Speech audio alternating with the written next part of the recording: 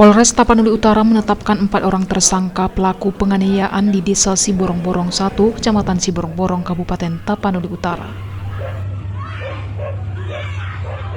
Pada konferensi pers yang digelar di Mapolres Tapanuli Utara Jumat 10 Maret 2023, Wakapolres Tapanuli Utara Kompol Joni Sitompul menyampaikan peristiwa penganiayaan yang terjadi di Siborong-Borong ada 1 orang korban meninggal dunia, yaitu AFH warga Desa Siborong-Borong 1, Kecamatan Siborong-Borong. 1 orang mengalami luka berat yaitu CS warga Desa Sitapurung, Kecamatan Siborong-Borong, dan 1 orang luka ringan yaitu GH warga Desa Siborong-Borong 1, Kecamatan Siborong-Borong, Kabupaten Tapanuli Utara.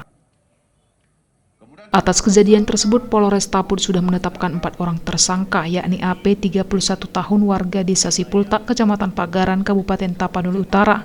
PS 28 tahun warga Desa Parulokan, Kecamatan